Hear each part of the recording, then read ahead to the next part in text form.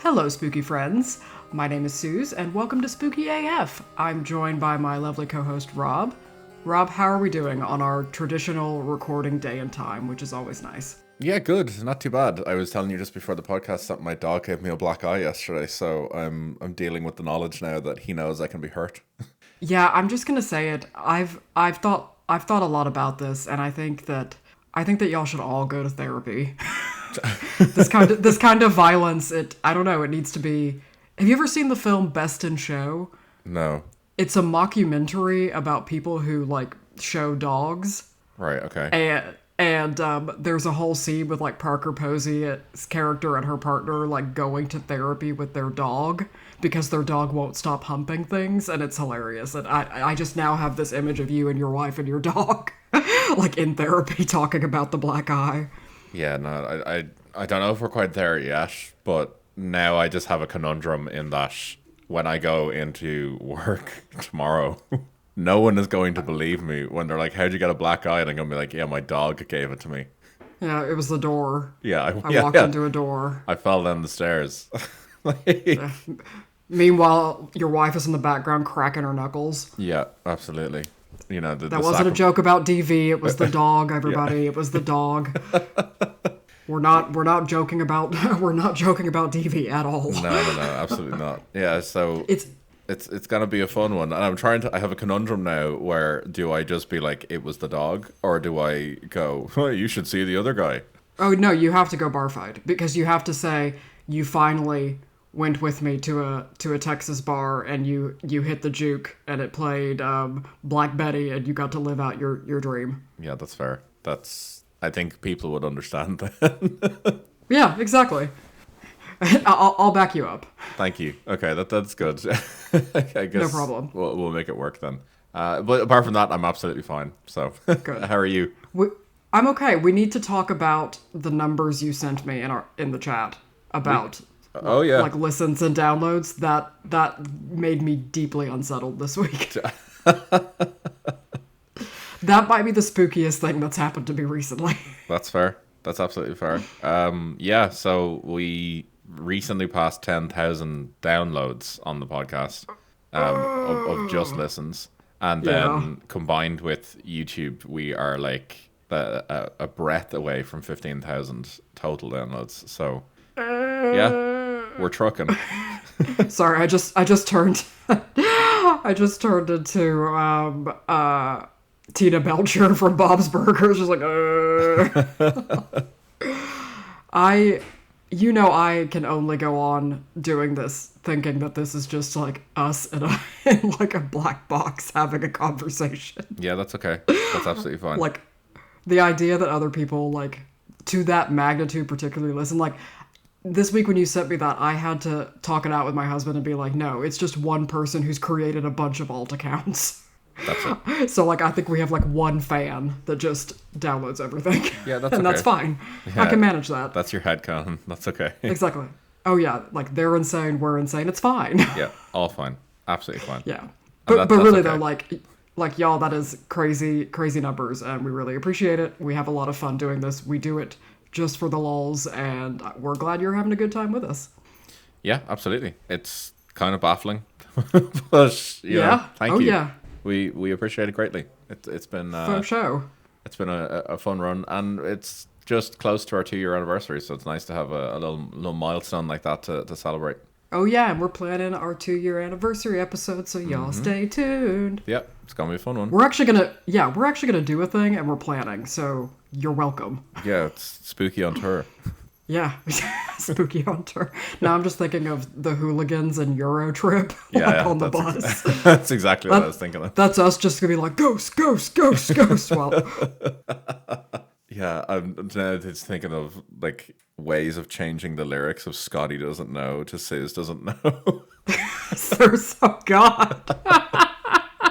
And make it like paranormal themed. Yeah, exactly. Suz doesn't know that the internet's scary. There's that one site with all the hidden data. Like, for those few listeners that have mentioned liking it when I break into song, you're welcome. There you go. Yeah, giving them all they want today. So I let you know about my ongoing note to self list about things I need to bring up for the pod that reads as insane because it's just like little bits and pieces that remind me of things to tell you. And the first one is punch a guy on Dawson Street. So Okay. I get a bus from Dawson Street on in as part of my commute when I go into the office, and this time there was like I'm one of those lucky bus lines that every time there's a public demonstration, it gets diverted. Mm-hmm. Yep. So, and those happen quite a bit here lately. Yeah. There's for various reasons. Yeah, you never really know because you're like, oh, is this one of the ones I'm going to agree with or not? Yeah. So anyway, I'm standing there at my normal bus stop, and then I look on the app, and it's like, oh, it's been diverted, so you have to go to, like, basically that stop that's kind of like catty corner from the National Gallery, like at the end of Trinity. Yeah. Yep. So I needed to go down there. I won't tell you which stop, though. But anyway, leave some mystery about where I live. Anyway, so I went down. I was walking down there, so I had to cross the road at Dawson Street. So there was no traffic, and like a Lewis wasn't coming or anything, so I just crossed the road. And you're gonna this is peak. An American guy like yelled at me for jaywalking. Oh. And I like to think it was the same American guy that once yelled at you for jaywalking. Jesus. Yeah. And it makes me feel like I'm like officially Irish. Like the citizenship ceremony wasn't it. Like nothing was it. This is what makes me Irish. Because I was literally like, oh, fuck off. And like, that is fucking wild. Like they just can't mind their own business. They can't. Like, and he had the most like Midwest, like Ohio accent. I was just like, oh my god, like leave me alone. Like I'm literally already pissed I have to walk to a different stop. Like I'm already angry. I've also been in the office all day, so I'm already angry. Like yeah, that's a pretty Irish pastime to be fair at this point now. Just telling American tourists to fuck off. Pretty much, yeah. You know. I wasn't like brave because I'm still like a petite-ish woman, so I didn't want to like actually anger like a 200-pound man. But I was just like, oh, fuck off. And I just kind of like waved him off.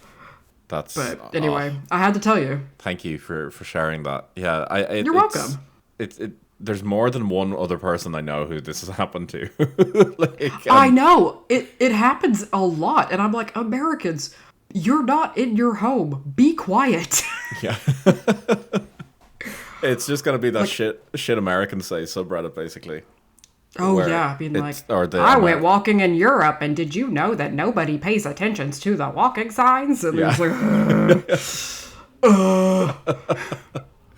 because they're all taking, on Dawson Street, they're all taking pictures of that fucking red church door.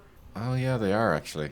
Yeah, they're all doing it, and I don't know why. Like, it's just a red... I mean, I'm sure something historical happened there, but it's like... It's just it's not even particularly, like, artistic or pretty. It's just a regular church door that is red. I never stopped to think about what they're doing on Dawson Street, actually, because there's not really much else going on Dawson Street.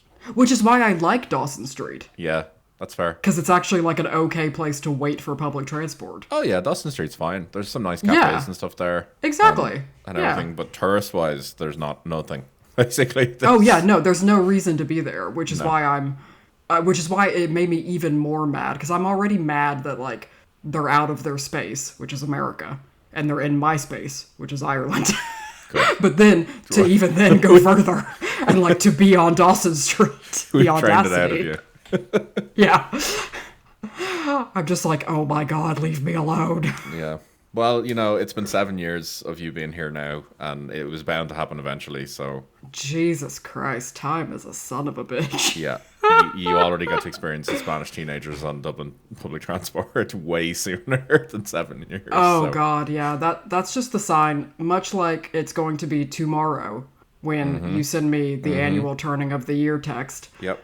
When I see the Spanish students with their, like, matching backpacks, I know it's summer. Yep. That's how you know it's summer in Ireland. It's because 20% of Spain's population comes to Ireland. Yp. And they all learn the ways of our public transport system. Yep. Yeah. Absolutely. So it's like when you see, like, people from a country where public transport, like, works functionally like Germany, and they're like upset when a bus doesn't show up even though it said it was going to, and you're like, oh, we don't do that here.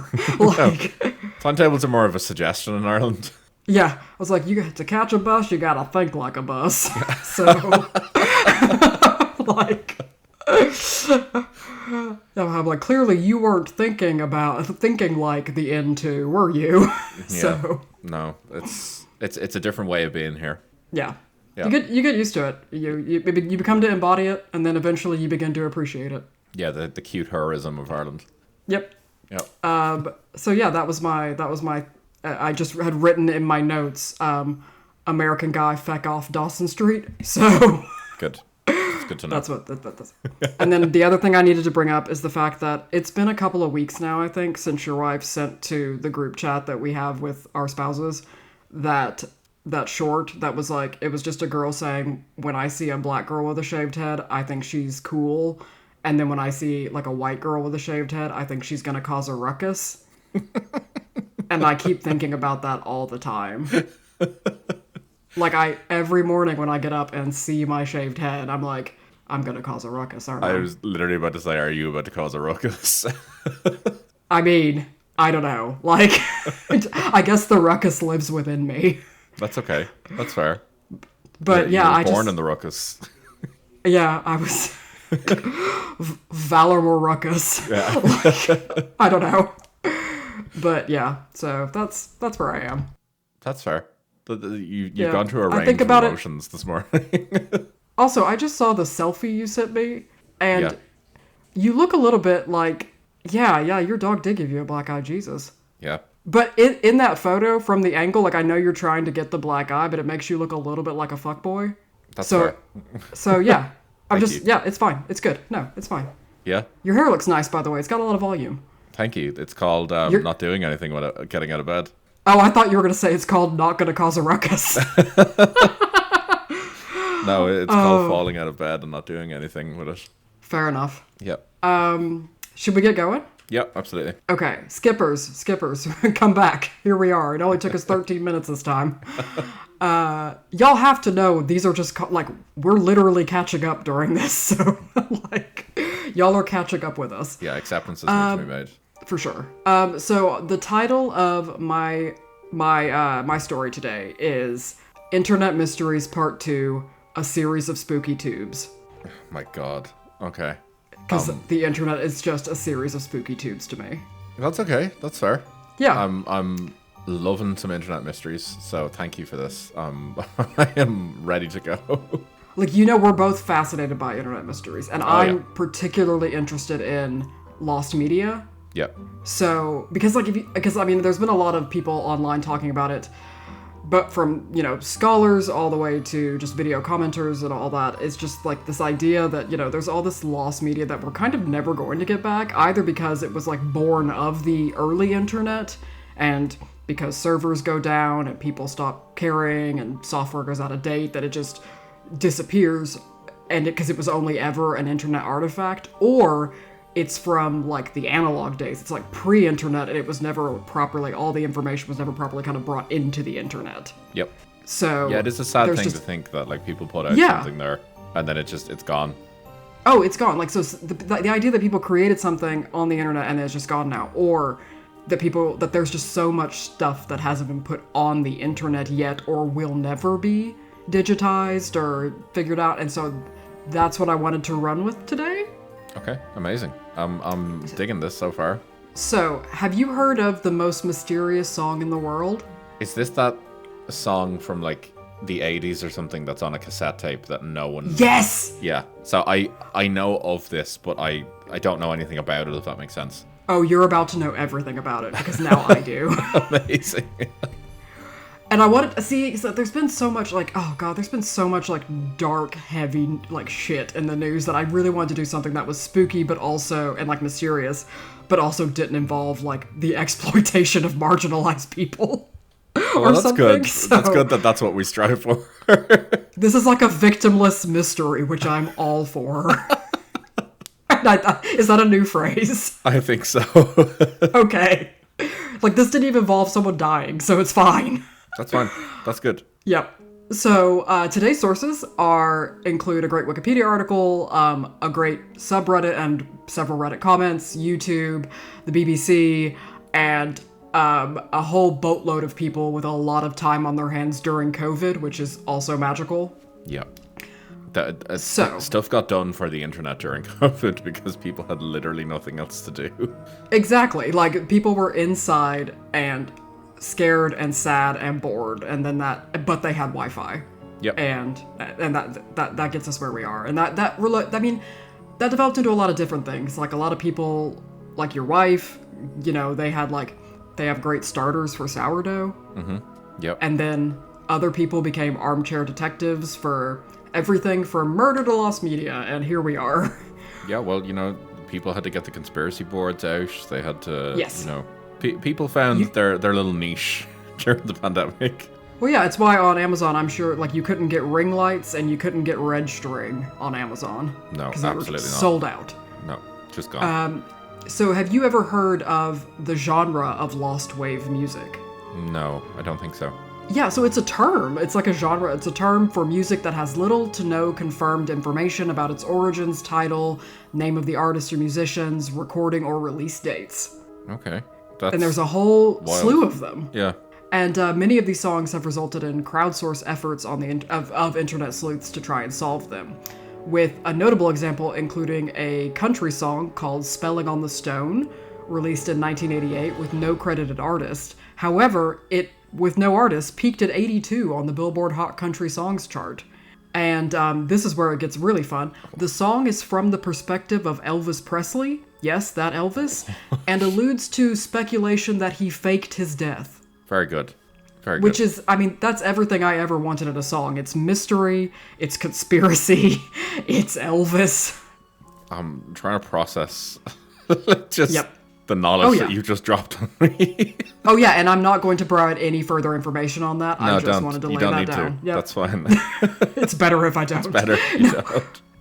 Yeah, so there's a whole series of songs you can find that are kind of filed as lost wave or were previously lost wave before people figured them out. But however, this is one of the big ones, the one I'm going to talk about today. And it's a song that was for a long time called the most mysterious song on the internet.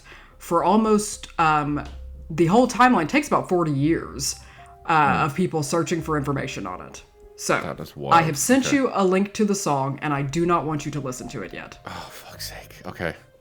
You are welcome. I know you hate me, and that's fine. Yeah, okay. So, we work at that every day. Okay. So, the story of the search, not like the story of the song, but the story of the search begins roughly around 2004, when a German teenager named Darius S.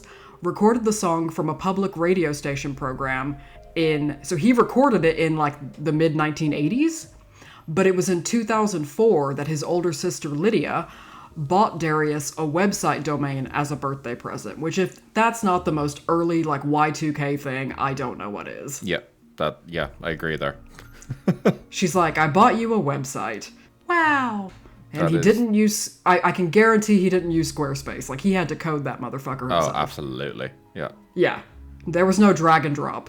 Yeah. Other than drag your attention away from the rest of your life and drop it into this open web page file.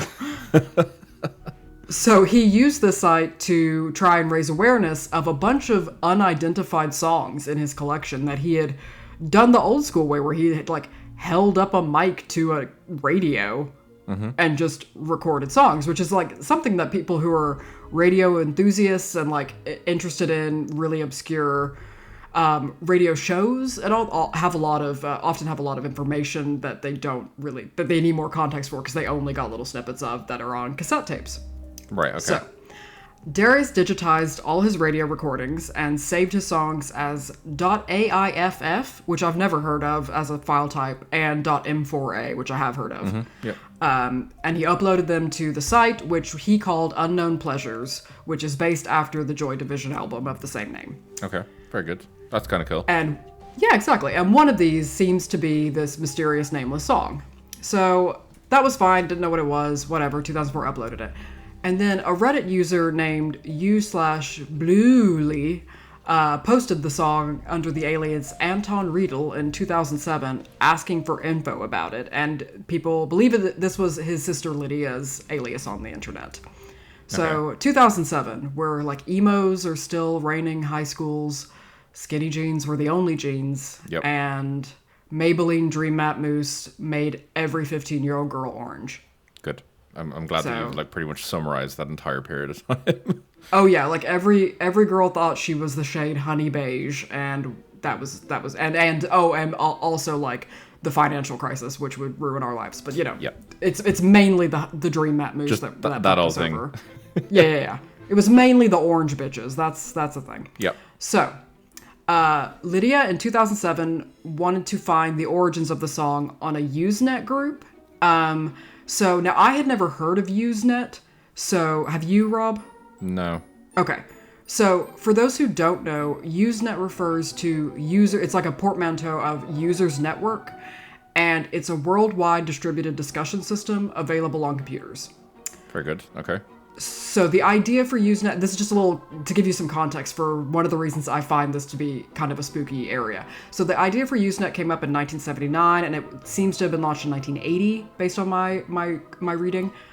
Users could read and post messages to one or more topic categories called news groups, and it resembled an early bulletin board, and was really kind of an early precursor to the internet forums like Reddit. Yeah, okay, fair enough. Yeah.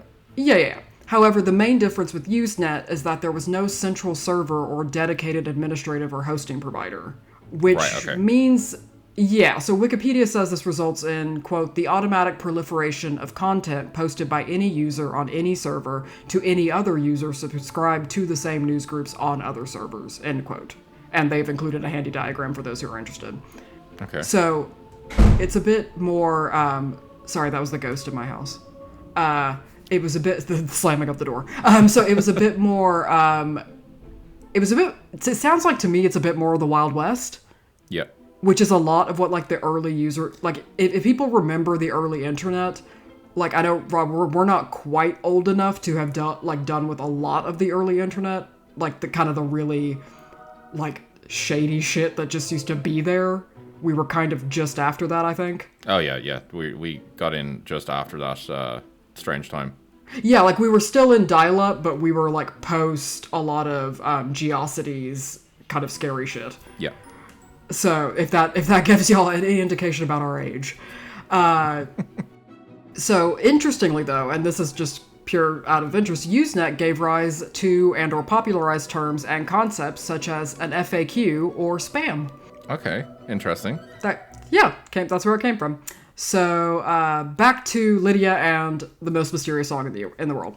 So, she starts out on Usenet, but later migrates to websites that had specific song identification tools, where she posted like a 1 minute, 15-second snippet of the song. And she even went international. So, she's, like I said, this was German, but she went beyond German sites to sites like in Canada and other places in North America to try and see if anybody knew about this song's origins. Okay. So it slowly led to it slowly spread throughout the internet, where it was uploaded to YouTube in 2009, and then a Spanish indie label called Dead Wax Records posted an excerpt of it to their YouTube channel, which was pretty popular, in 2017. So we're already like, this is a song that was recorded in the 80s, digitized in the early 2000s, and we're already in 2017 and we still don't know anything about it, which to me is really interesting, because if you think about it, like, I don't know, I use ChatGPT, and you just, like, where the fuck is this actor from? And then ChatGPT's like, the 1984 film, blah, blah, blah, and this is why they are also an abomination to humanity. And you're like, okay, thank you, ChatGPT. Which seems to be everything I look at, because I'm like, oh yeah, whatever happened to them? That's like, they were arrested for pedophilia, and you're like, God damn it! But I kind of love this idea that there's just like this unknown song that people don't know where it came from. Yeah, no, it is wild, like especially with things like Shazam and things like that now that make it almost impossible to not identify a song. Well, interestingly, a bunch of people on Reddit said that when they tried to Shazam it, it came out with false positive for other songs. Oh, interesting. So okay. they weren't able to like hit an accurate Shazam for it. Okay. Which Interesting. sometimes, I mean, to me, I don't have luck with Shazam. The few times I've heard a decent song out and about, like usually when I'm having my nuggets in McDonald's, and I'll be like, oh, that song's not too bad, and I try and Shazam it. It tells me it's like for some reason my Shazam tells me everything is either Pitbull or Alanis Morissette, which I know for a fact is not. That is fair. Did you know what? It really does. It's like, is this Jagged Little Pill? I'm like, no, it's not. It's like Round the World, or it's Timber, and I'm like, it's not that either. So yeah, I don't know if that's just my Shazam, but whatever. Anyway, they couldn't get a positive hit on it. So the uploading of the video to Dead Wax Records channel in 2017 inspired an individual named Gabriel Pellinson, who had a connection to the record label. He began his search for the song in 2019. Excuse me. And so he apparently founded r/The Mysterious Song, which is an entire subreddit dedicated to figuring out information about this song. Okay, interesting. Which is another reason that I fucking love Reddit sometimes, because how cool. Oh no, to be fair, there is a subreddit for everything, and this is like the good the and perfect, the bad. Yeah, this is the perfect place for a Reddit subreddit. It's like, what did we say? Like, Rule 34 is that, porn exists of it, and then Rule 35 is there's a subreddit dedicated to it. Yeah. That's, like in the list. Yeah. So, it seems like both Lydia and Gabriel began harnessing the collective power of Reddit to discover more about the song and its origins. And I'd also like to say thank you to the particular user u/I am big gay. No notes. Phenomenal. What a great... Oh my god, love it so much. Yeah. Because they had a really detailed summary post of kind of updates and things from 6 years ago, and I don't normally pay attention to usernames, but I saw that and I thought, yes. I hope wherever you are still big gay and you are very happy. Absolutely. So, yeah. Oh yeah. Eventually searchers on the subreddit contacted individuals that they believe have been connected with the song, including, and I don't know how they came to this, but it was including a DJ named Paul Baskerville, and the German Performance Rights Organization, or GEMA, and the YouTube channel 80s Forever. Nice. Which I didn't know about, but now that I do, I am definitely subscribed. Yeah, that's brilliant. So, yeah. Because you know me, I love that shit. Yeah. So they specialize in obscure 80s music. So I will definitely be checking them out after we get off the recording. Yep. However, so the DJ, Paul Baskerville, even allegedly agreed to play the song on his then show Nachtclub, which is just nightclub, in German, in July of 2019. However, no leads emerged from this. Okay. So let's talk about the song a little bit. Yeah, I want to know a bit more about this now. Exactly. So listeners of the song tended to agree on a few things.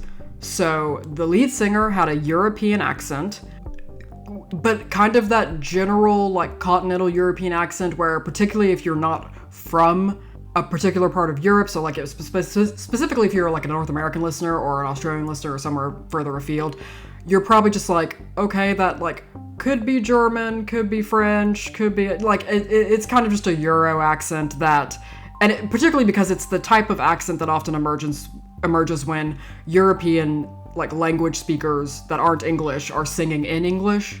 Yeah. Okay. Yeah. Yeah. The accent. Yeah.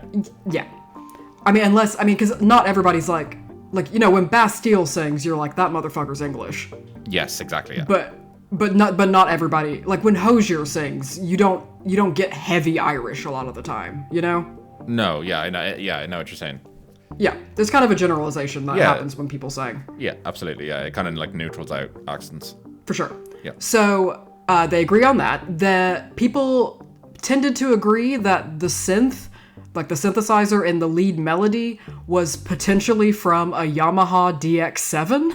Fucking hell. The level of knowledge. Yes. We both talked about this. I am terrified and don't trust people who don't have a thing that they're really into. Yeah. And I love that people are just oh my god, that's a Yamaha DX7. I will put my the life of my first child on it. Yeah. I can, yeah, I can hear the conversation with someone being like, "No, it's obviously the Yamaha." Yeah, exactly. You fucking dumbass. You Like, fools! I mean, like there is somebody out there who's like, I have written fan fiction about this version of the Yamaha DX, and like, I can tell you for sure. But so from those two things, people have drawn a few conclusions that they think were probably correct. So they think because the Yamaha DX7 was released in late 1983, and it seems like the digitization of that song on Darius's original site happened because I think he organized it kind of by like cassettes he had done. Yeah. And it was uploaded around the with other songs that seemed to have been recorded in roughly 1984. Okay, that's fair. That would all kind of line up. Yeah, so they were like, we think it's like a European song or a European singer band and it was likely recorded in and around 1984, particularly after the Yamaha DX7 was released. Right. So yeah, it would kind of narrow down the timeline a bit. Yeah, precisely. Fair. So, but what's interesting about this is that the DJ Paul Baskerville was approached in 2019, like contacted to talk more about it, and he claimed he does not remember playing the song. What? Yep. Okay. So, people are like, what? Why don't you, huh?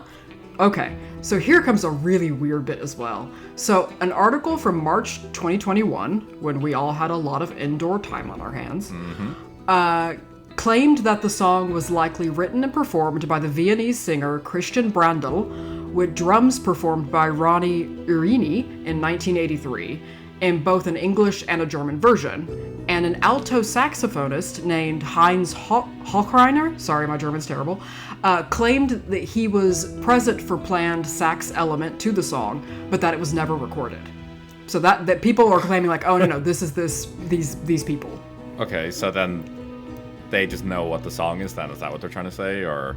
Apparently. Right. However, Brandl's musical colleague, who is also in their band Chuspa, said he did not recognize Brandl's voice in the recording and that the drums sounded more like an electronic drum machine rather than Urini's normal playing. Therefore, he's like, no, it wasn't them. That's fucking wild. Yeah. So I'll get back to that later, but we gotta continue on in the story. Yeah, we're gonna come back. So lots and lots of internet personalities picked up the search. There was a particularly popular American YouTuber, Justin Wong, who chronicled his search for the song, and it really kind of people really hooked onto it. Then people who wouldn't have even been kind of like Redditors or kind of on those type of threads, they were like, oh, I'm actually really interested in this, and they were trying to figure it out as well.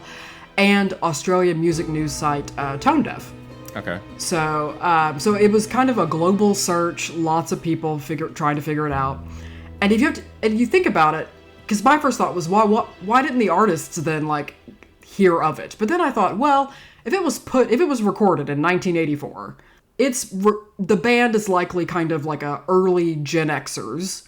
They may not be as online as later generations. Or the 80s were particularly difficult for them and they're not alive anymore. Okay, they are alive. There is a solution. They are alive. But that is true. Like, I mean, I think a lot of childhood memories were forgotten because of activities that were popular in the 80s. Exactly. Yeah, that's what I'm kind of getting at, is that, you know, we are talking about the 1980s here. Yeah. That they were on, I guess it wouldn't be marching powder, but like drumming powder. Like, lots of people had rolled up bills for things. Yeah, a lot of people, there was not a lot of sleep happening in the 1980s. No.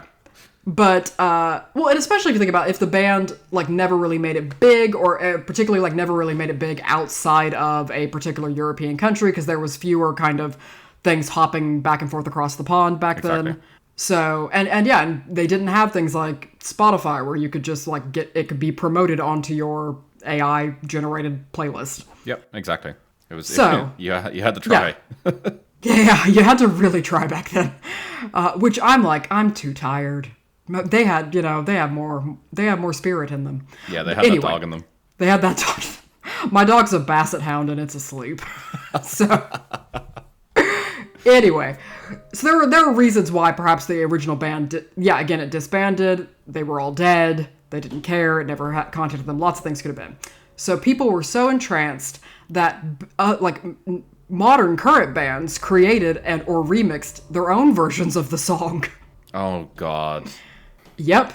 Okay. And in 2023, a creator used it in a Doom 2 mod. Okay, that's cool.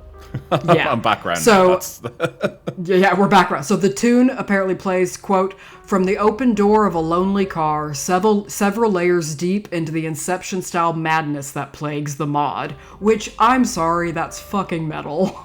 That is very cool. I'm on Yeah. board with this again. I think I actually know the mod as well that it's talking about, and if it is that one, then I'm all on for this. Yeah, exactly. So the mystery around the song has led it to be associated with liminal internet aesthetics and spaces like the backrooms. Yeah. Okay. Sorry. So, actually, just a segue for just a second. If this is Yeah, the yeah, Doom 2 mod that I'm thinking of, people should go look it up. It was a mod that was released like 2 or 3 years ago, where someone has basically remade the entirety of Doom 2 and has just completely changed the entire game into this like open world sort of like numerous maps all connected together where you're like going through a house and like investigating a crime that happened, and then there's like ghosts that just keep coming out of the walls and stuff, and then you get like transported to like different places in the game. It's all about like liminal spaces, and like walking through one door, all of a sudden you're in like a fucking airport or something. And it's just wild. Like, it's That so sounds weird. that sounds like a dream of a nightmare that I love. It's fucking wild, and the fact that they managed to just do it all in this Doom mod, it's just insane. Yeah, that's just the nightmare of my dreams, and I want to play it immediately. Okay, fair. Yeah, so no, you've sold me on it. And you know, I'm like obsessed with liminality and liminal spaces and the back rooms and you know, kind of liminal music and weirdcore and dreamcore and all this other stuff. So I'm all on board with this. Yep. Okay. Yeah, I've just looked it up there for anyone that's interested. It's called My House. So it's a map for Doom 2, and it was released in 2023, I think. Yep. From an anonymous user. Yep. Yeah. Yeah, I think we're talking about the same thing. Yeah. So people should look it up if they're interested, and it's a fun time.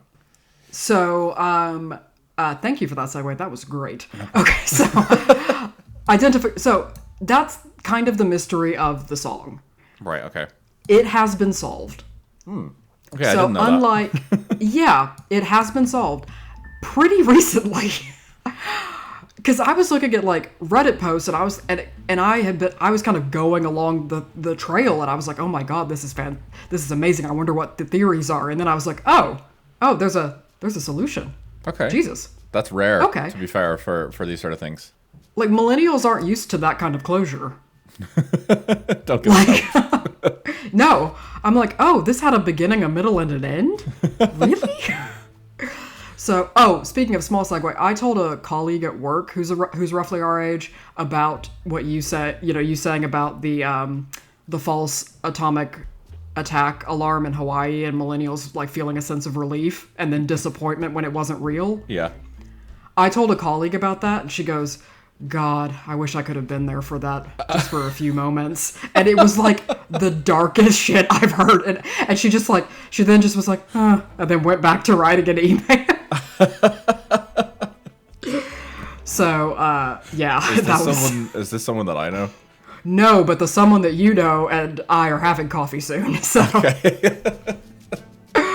No, this was somebody else, and they were just like, God, I wish I'd been there for it, just for a few minutes, and then went back to writing an email.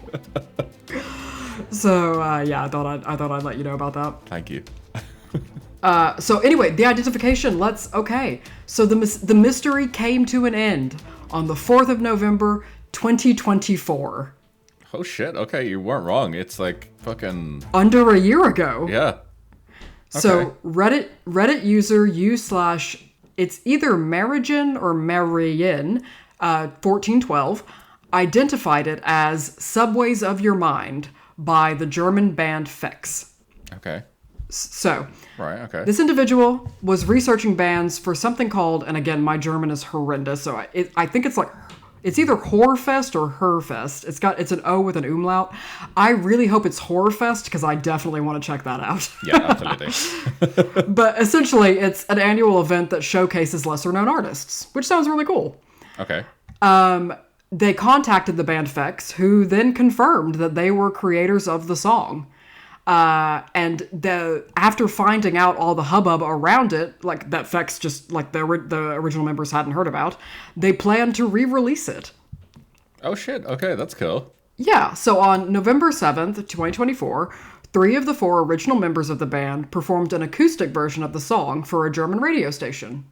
That's cool. I love And that. people have remastered the original version, and there's also like different mixes of it, so I've sent you one to listen to in a minute. Okay. But it's essentially a kind of, like what it sounds like, an early 80s kind of synthwave song that has elements of a lot of melancholy and fatalism, because it was kind of, the time of there is no future. Somebody's going to hit in Germany. It was the 1980s. It was like somebody's going to hit the red button and we're all going under. But then there was also this like weird hope and kind of audacity of the underdog. In the lyrics as well. Can I just say, I'm really, really glad that you said that it was a German group, because in my head, I was just thinking it was like how popular these sort of songs were in Germany at the time. Like you've got bands like Scorpions and Europe, or like the Final Countdown. And yeah, I'm so glad that it was a German group. Do you think there were a lot of them who can relate to the Hawaiian false alarm that were like, they heard an alarm and they were like, oh, thank God, it's just over now. Fuck. I think there's a lot of them that were also trying to bring about. Yes. Exactly. So yeah, I mean, we're several years away from the the fall of the Berlin Wall. Like, anyway, so the identification of the song occurs nearly 40 years after its recording date of the demo, 17 years after the first online identification attempt, and 5 years after the larger internet conversation and search began. That is wild. Thank you, Wikipedia, for doing the math on that. Yeah. I really appreciate that. That was great. Yeah. So here's a little bit of a loop back to a bit of the thing that's still a mystery. We're going back to that like Austrian performers that said they did it. Yeah. So after the discovery of the song's name and artist, Urani, the name of the drummer from that Austrian pair, claimed that the recordings were forged by AI and he no longer wants to be asked about it. Good. Excellent. That's a... Yeah. No, yeah. Don't know what the weird stolen valor around this, but... That is, that is literally the fucking music equivalent of taking your football home because you don't want anyone else to play anymore. Yep. Yep. You're like, you didn't win because there was that new rule, and no, I hit you with my magical sword that lets me block all other attacks, and fuck off. Yeah. So yeah, I know it's kind of a short one for me, but that's it. I just thought it was a really cool story, had some spooky lost media elements to it, and actually has a fucking answer. I love that. I'm loving that there's a conclusion to all this as well, because it's a rare thing to get. For sure. Can I? And it was a conclusion that you sent me. Yes. Oh my God. Yes. Please listen to a few seconds of it. Okay. Amazing. Discord is trying to tell me that YouTube could potentially be spy or malware. I mean, that's fair. We know. We know. Okay. Let's give this a quick listen. God, I forgot how great this song is. Yep. So that's the current story of the most mysterious song on the internet. I mean, I did a bit of a dive on it, but I didn't do like there's a whole subreddit devoted to it. So there's loads of posts about like other things people thought it could be and different connections to different people that I just didn't get into. Yeah. So I actually invite you. It seems like a pretty fun time. I'm like hesitantly recommending that people like can do their own research on this one because it seems pretty fun and harmless, unlike a lot of the shit that we talk about, where I'm like, don't look into this further. Like, this actually seems really fun and interesting, but it also, it's kind of reminiscent of, internet mysteries like Cicada, whatever those numbers, and the Parallax Denigrate and all that, but also kind of some analog mysteries like the Max Headstream pirating Headroom. and all that stuff. Yeah, Yeah. my headroom. Thank you. Yeah. So yeah. I'm loving this. Thank you. This is No problem. wild. I didn't know there was a conclusion to this. So I'm actually kind of like, my brain is a little bit broken. I know, and it's so recent. No wonder you didn't hear about it. Like, That's so cool. I love that, like, the original guy in all of this got some closure. The band have clearly had a little bit more interest put on them. It seems to be everyone has generally kind of... And I didn't end up on a website where I was like, cool. Oh shit, white supremacy. Like, which is just great. Yeah. Like, I just didn't end up in a place where I was like, oh shit. Yeah, it's all coming up Millhouse.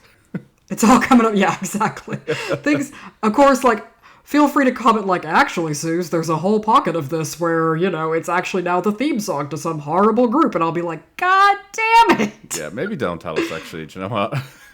We don't need to know that. Let me live in the space between the beginning of the alarm and the alert that it was false. So yeah, that's kind of it. I know that was a short one for me, but because I was gonna do two, because I have another one, but it was long enough that I was like, oh, I think this can be a standalone. Because if I add another one on, it was gonna be like a really long recording, and I know I'm notoriously terrible for those. So you're welcome, everyone. Because we all know that y'all tune in for Rob and not me. I know that. I live in the press above the toaster. I do not think that's the case. We've got more emails praising your comedy lines. So. Oh, no. I am the girl who survived, and he just takes me out when he needs a co-host. He's like, where's that bald bitch who makes funny comments and sings silly songs? Roll you out on a trailer like Hannibal Lecter style. Yes, my straitjacket is purple. Yeah. So anyway, that was it. I hope you had a good time with that one. Yeah, that was really fun. Thank you. I'm still just going to be thinking about that now for the day. For sure, and I'd actually invite listeners to, like, please engage with us on our socials around, like, other bits of, like, fun lost media you'd want us to look into or cover, because I'm really into internet mysteries, liminal spaces, all that jazz. So yeah, please, Rob, will you let them know where they can get a hold of us? For sure, yeah. You can get us on social media at Threads and Instagram at the Spooky F Pod. You can get us on YouTube at the Spooky F Pod as well. You can also email us at Gmail at the spookyfpodcast@gmail.com. So lots of places you can get in touch. Awesome. And with that, enjoy this sort of shorter of a long episode, and I hope y'all are having an awesome and fun and tolerant and inclusive day. Yeah, absolutely. Take it easy, guys. Bye. Bye.